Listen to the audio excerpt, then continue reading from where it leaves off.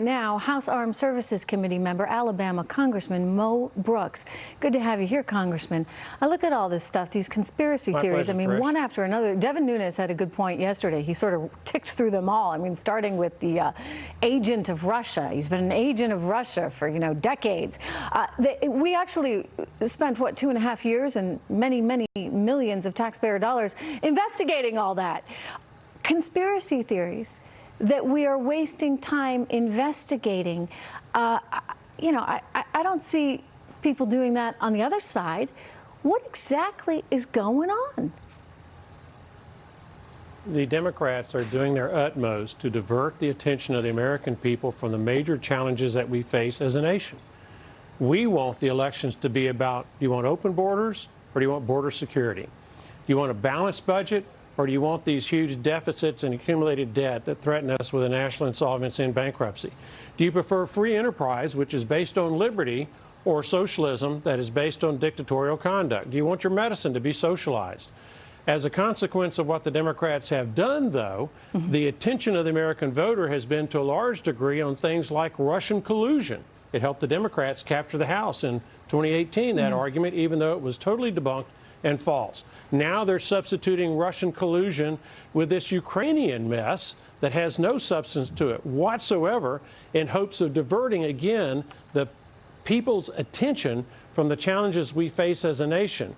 And unfortunately, the major accomplices of the Democrats are entities like MSNBC, CNN, Washington Post, New York Times, who seemingly have made a trade of being the allies of deception and the enemies of truth.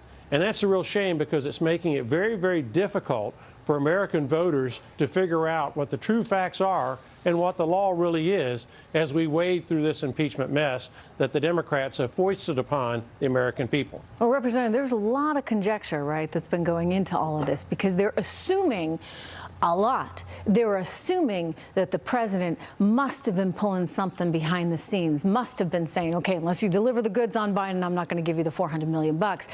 It's been made clear now that that actually wasn't the case. Why is it that they're trying to spin all this? They're making these leaps. By the way, in a sort of kangaroo courtroom that goes nowhere, right? Because there's not enough votes in the Senate. I think people have seen through all their efforts, and they wouldn't be able to get to first base in the Senate.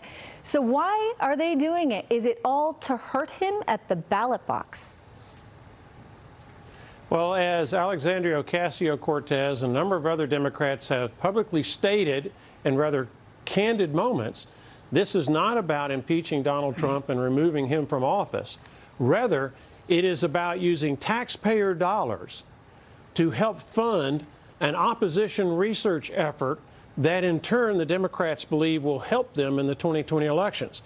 Now, setting aside for the moment whether it is illegal for the Democrats to abuse taxpayer monies in this regard for political campaign purposes, the key is that the mainstream news media is backing them up by continuing to spread this message that is a very deceptive message. The plain fact of the matter is, President Trump has not committed a high crime, misdemeanor, bribery, or treason if you look at those words as they were intended by the people who actually wrote them at the Constitutional Convention. It's really, and it's a shame. Notwithstanding that, the Democrats and the mainstream news media continue to push forth this propaganda simply because they dislike Donald Trump on the one hand, knows how to outsource. And on the other hand, they do not CNN want the message to be about how strong the economy is. Doing the job for him. Very quickly before I let you go, the date's coming up. We heard from Lindsey Graham that December 9th is the day that Horowitz's report on just exactly what went into getting that FISA application done will be released. Any sense of what we're going to see? No, at this point, I hope that we will see a report that will help divulge the truth about what has been going on with FISA. So Time will tell whether that's going to actually happen, but I hope the Senate will call Hunter Biden as a witness, and I hope the Senate will actually employ rules of evidence like we have in our judiciary that helps a judge and a jury sift through evidence to reach a true conclusion, where rumor, hearsay, rank opinions are not admitted. Congressman Brooks, because they're not credible. Thank you so much.